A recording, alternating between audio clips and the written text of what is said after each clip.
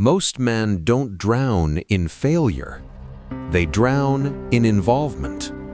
They pour their time, thoughts, and emotions into people, conversations, and outcomes that were never theirs to carry. They care about opinions that don't matter, relationships that drain them, and responsibilities they never agreed to. Somewhere along the way, they were taught that being a good man means being available.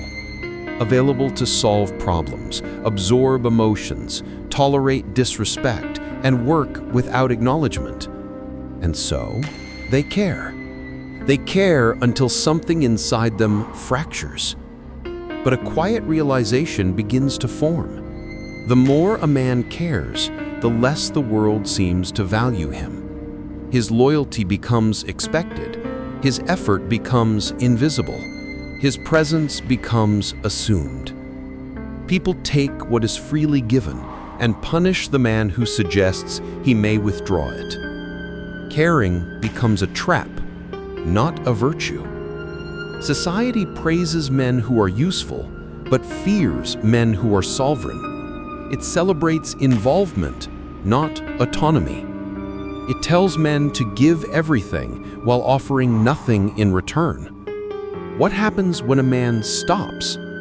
What happens when he refuses to shoulder the emotional weight of others? What happens when he decides his energy is not public property? A shift occurs. He stops reacting. He stops explaining. He stops caring about expectations he never agreed to. Something unsettling awakens in him, a calm, silent clarity. He sees how much of his exhaustion was manufactured. He recognizes who benefited from his overinvestment. And he begins to understand a dangerous truth. The less he cares, the more powerful he becomes. Detachment doesn't kill empathy. It kills manipulation. It doesn't make him cold. It makes him untouchable. And the world has no defense against a man who can walk away from what once controlled him. His power begins the moment his approval ends. Men are taught from childhood that caring is noble, that involvement is proof of character. They are conditioned to believe that value comes from effort, presence, and emotional labor. But power does not belong to the man who gives. It belongs to the man who chooses. Detachment begins the moment a man realizes that attention is not something he owes. It is something he owns. Attention is the most underestimated form of currency. It shapes status, determines influence, and defines worth. A man who distributes his attention freely is like a king tossing gold coins into the streets, entertaining the crowd, but losing his kingdom. The moment attention becomes selective, it acquires weight. People notice what they cannot easily possess. They study it. They desire it. They move around it. When a man detaches, he is not abandoning the world, he is reclaiming his center. He begins to see where his energy leaks, into pointless conversations, unwanted obligations, and emotional debts he never signed for. Every time he reacts, explains, apologizes, or convinces, he pays someone else's bill. Detachment closes the account. Most men give their attention reactively. They feel obligated to respond, afraid that silence makes them rude, guilty, or weak. They don't realize that immediate reactions reveal everything: their insecurities, their boundaries, their hunger for validation. Predictability becomes their prison. People learn exactly which words provoke them, which behaviors manipulate them, which emotions control them. A detached man is different. He does not rush to correct misunderstandings. He does not scramble to defend himself. He does not argue for clarity. His non-reaction becomes a wall others cannot climb. Silence becomes his armor. People wonder what he thinks, what he feels, what he intends. They project their fears into the empty space he refuses to fill. Detachment is not coldness, it is sovereignty, the refusal to let external forces dictate internal reality. When a man no longer needs agreement, approval, or recognition, his presence changes. He becomes calm in conversations others find hostile. He becomes indifferent to insults others feel cut by.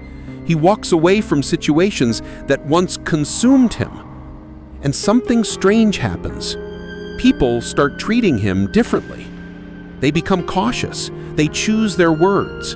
They sense a boundary they cannot see but cannot cross. His absence has value. His silence has gravity. His presence becomes a question they can't answer. The man who detaches does not disappear. He becomes scarce. Scarcity breeds curiosity. Curiosity breeds attention. Attention breeds influence. The world does not chase men who are available. It chases men who are busy living lives it cannot access. Detachment is not emotional death. It is emotional discipline. It is the understanding that not everyone deserves a reaction, not every situation deserves involvement, and not every opinion deserves respect. When a man internalizes this, he becomes a psychological threat, not because he harms others, but because he cannot be used. People don't fear the loud man. They fear the one they cannot read. They fear the one who isn't moved by praise or shaken by rejection. They fear the man whose value does not depend on their participation. That man is dangerous because he is free. Detachment is not the absence of caring. It is the strategic decision of where to care. And once a man learns to care selectively, he stops living as an accessory to the world. He becomes the axis it revolves around. Most men believe power comes from what they say. Arguments, explanations, statements, declarations. They talk to be understood, to be seen, to be respected. But the man who understands silence knows a deeper truth. People fear what they cannot interpret. Words reveal. Silence conceals.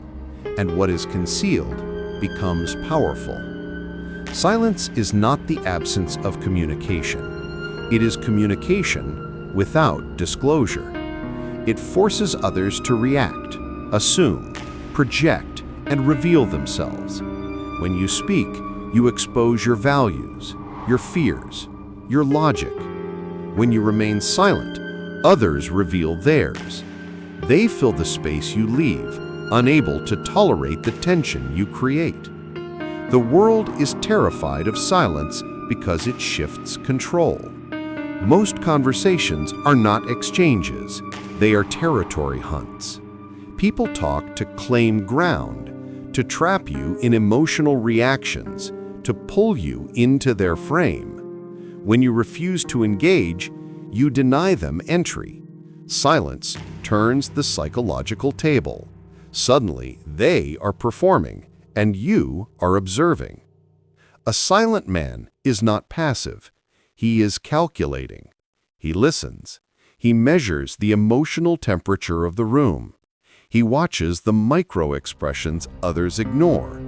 He hears the words people didn't intend to reveal. Information becomes his advantage, and he acquires it without effort. While others burn fuel trying to be loud, he grows stronger by doing nothing. Silence also destabilizes expectation. People anticipate responses, defenses, justifications, an emotional performance. When none come, their scripts collapse. They question themselves. They feel exposed. Their power evaporates. Silence isn't avoidance. It's dominance without confrontation. Consider how quickly people become uncomfortable when you pause before responding. Their minds race. They wonder if they offended you, impressed you, or lost you. They try to read what isn't said. They betray their insecurities without realizing it. That moment, when they need your reaction, is the moment they lose power. Reaction is dependence.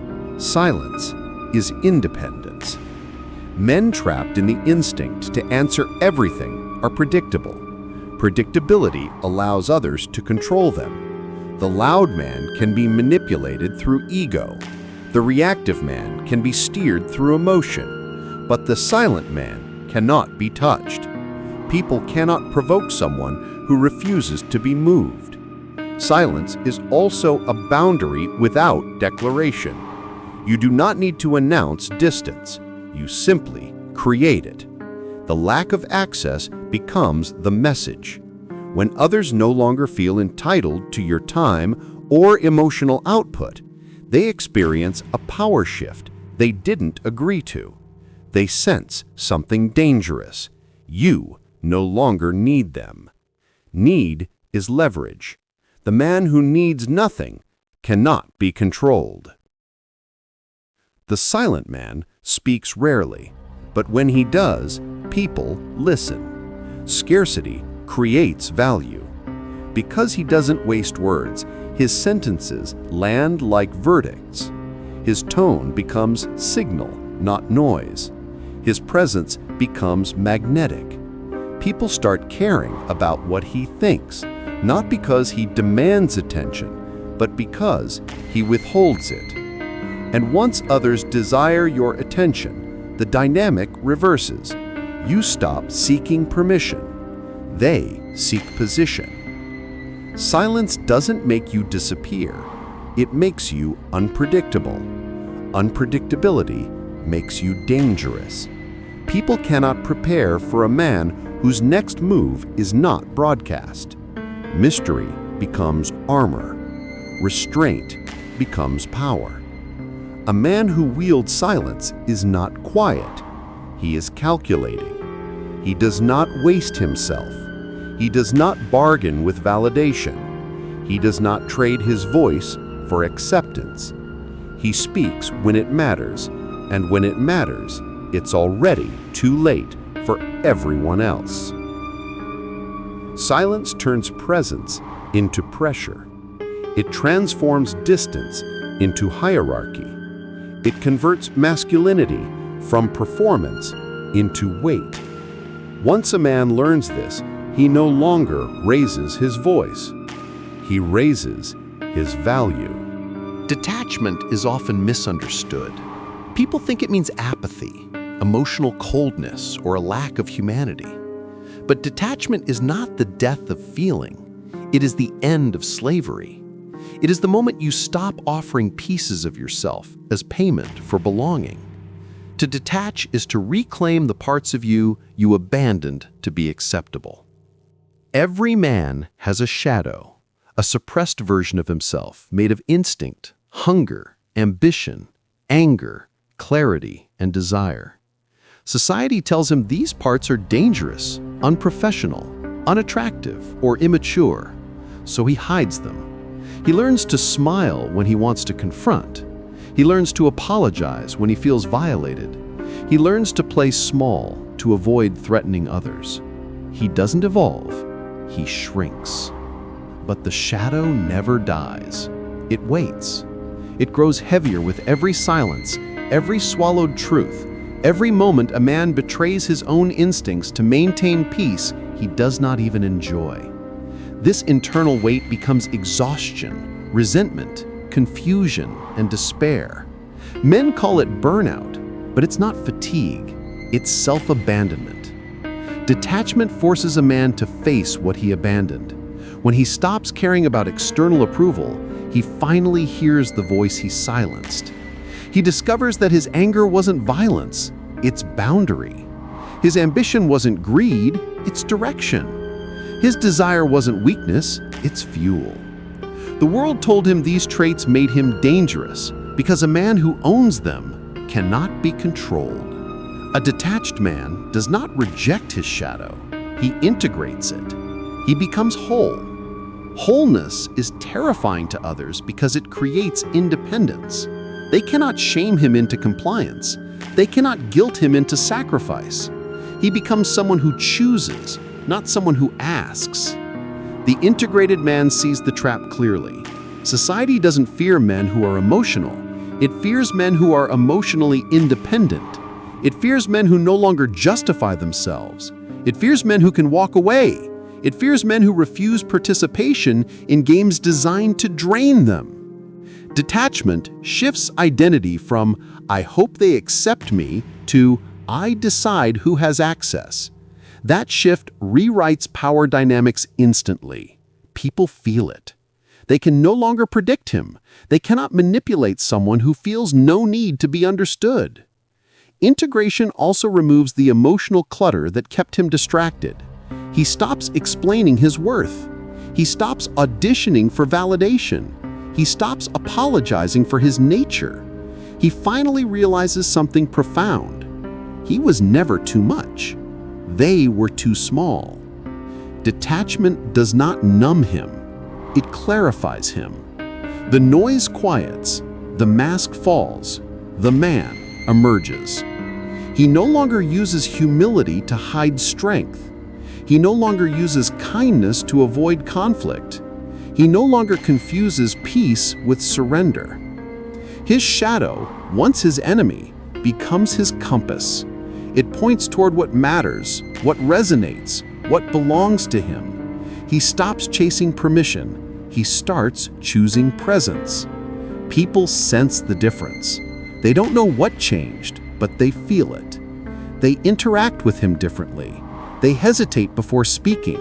They measure their tone. They respect what he no longer gives them access to. A detached man does not need to convince anyone he is strong. Strength becomes the silence between his choices. His power is not loud. It is not dramatic. It is not negotiable. It is simply owned. And nothing unsettles the world more than a man who finally belongs to himself. Detachment feels internal at first. It happens quietly. No announcements, no declarations, no dramatic exits. But the moment a man stops offering his energy without conditions, the world around him changes. People behave differently, not because he became someone new, but because their access to him no longer exists by default. Detachment doesn't alter who he is, it alters the hierarchy. The detached man becomes a presence rather than a participant. He doesn't compete for space, he doesn't chase acknowledgement, he doesn't need to be heard. And paradoxically, this absence of need is what draws others toward him. People can sense when a man is no longer controlled by outcomes.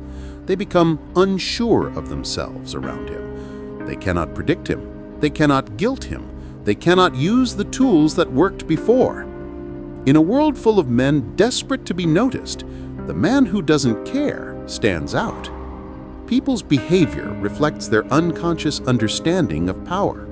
They're polite to those they cannot read. They are cautious with those who won't react. They respect those who don't seek approval. The detached man embodies all three. He stops justifying himself, and suddenly others start justifying themselves to him. The shift is subtle at first. Conversations become shorter, not because he avoids them, but because he refuses to explain what he doesn't owe. Invitations decrease, not because he is excluded, but because people fear rejection. Compliments appear, not because he asked for validation, but because his indifference makes it valuable. Even hostility changes. Those who once provoked him now hesitate, because they no longer know where he stands or if he cares enough to engage. The powerful truth most men never see is this: people don't respect effort. They respect boundaries. When a man has no boundary, he becomes emotional labor for others. He becomes the solution to problems he didn't create. He becomes the emotional cushion for people who refuse accountability. Detachment ends this dynamic instantly. It signals that his energy is not a public resource. The less he tries, the more others try around him. They mirror his silence. They measure their responses. They question their motives before speaking. They wonder what he thinks because he no longer tells them. Mystery replaces explanation. Distance replaces compliance. Power replaces participation. People begin asking permission where they once demanded attention. This is the paradox. When a man stops needing the world starts fearing the loss of him. The detached man is no longer available for manipulation. Emotional traps lose their hold. Guilt evaporates. Expectations collapse. People recognize, often unconsciously, that he is not someone they can move emotionally. And what cannot be moved becomes a landmark. This is why detached men are never forgotten. They create a psychological imprint, not through noise, but through absence. People remember what they cannot access. They chase what they cannot predict. They respect what they cannot control. Men spend their lives trying to earn respect through effort. Detachment reveals a darker truth. Respect is not earned. It is withdrawn from those who do not deserve it. Once a man stops caring about pleasing others, he stops living inside their frame. He becomes his own frame. People don't invite him into their world anymore. They try to enter his. He doesn't impress. He doesn't persuade. He doesn't convince. He simply exists. And existence, when fully owned, becomes authority. Detachment is not the disappearance of emotion, it is the refinement of it. It is the moment a man stops offering his inner world as collateral for acceptance. He stops negotiating his identity for approval. He stops bleeding effort into spaces that do not deserve him. And once he does, something irreversible happens. The direction of attention changes. Before detachment, he lived outward. His thoughts orbited other people, their expectations, their judgments, their desires. He cared too much about how he was seen, how he was interpreted, and how well he performed roles he never chose. He was driven by fear disguised as duty, fear of being misunderstood, rejected, replaced, or forgotten. But what he didn't realize was that caring too much wasn't loyalty, it was dependence. A man who depends on the world for meaning becomes a servant to it. A man who provides meaning for himself becomes sovereign. Detachment flips that polarity. The man no longer moves toward the world moves around him. His silence becomes a reference point. His absence becomes noticed. His presence becomes a gravitational shift. He doesn't ask for recognition. Others feel compelled to give it, not because he demands, but because he withdraws. There is an ancient psychological truth that only the detached ever discover. You are respected the moment you stop requiring respect. Need is visible. It leaks through tone, gestures, reactions, and decisions. People sense it instantly. Need repels. Detachment removes that signal. A detached man becomes unreadable. People no longer know where they stand with him, and uncertainty creates fascination. They seek interpretation. They try to understand him. They wonder what he wants, but he no longer wants anything from them. His life stops being a negotiation. It becomes a standard. And this is the shift most men never experience. When you stop caring, you don't lose connection. You redefine it. The quality changes. The roles change.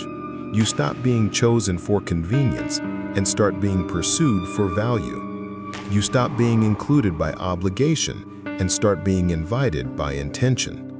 The world stops assuming your availability and begins fearing your indifference. People chase what does not chase them. People value what values itself. People respect what they cannot predict, replace, or manipulate. Detachment is not escape, it is evolution. It is the end of emotional outsourcing. It is the moment a man stops waiting to be understood and starts understanding himself. His choices stop being reactions and become declarations. He no longer answers every question, entertains every emotion, or attends every conflict. He decides where his presence belongs, and presence becomes his currency. There is no anger in this shift. Anger is the language of dependence. Detachment is the language of sovereignty. The detached man does not hate what he leaves, he simply no longer recognizes it as a destination. He does not fight to prove others wrong, he leaves them to their conclusions. He does not debate his worth, he embodies it. His silence is not emptiness, it is selective access. His distance is not avoidance, it is direction. His lack of reaction is not weakness, it is proof that his identity is no longer negotiable. At this stage, the man understands something most will never grasp. Caring less does not mean feeling less, it means refusing to feel on command. It means no longer being emotionally hired by people who never paid the price of loyalty. It means recognizing his energy as something others must qualify for, not something he offers out of fear of abandonment. A man who detaches becomes dangerous because he becomes self-governed. You can't threaten someone who desires nothing from you. You can't manipulate someone who does not live inside your approval. You cannot punish someone who would rather walk away than be owned. This is what the world fears. Not aggression, not dominance, not ego, but emotional independence. A man who can walk away is a man who cannot be controlled.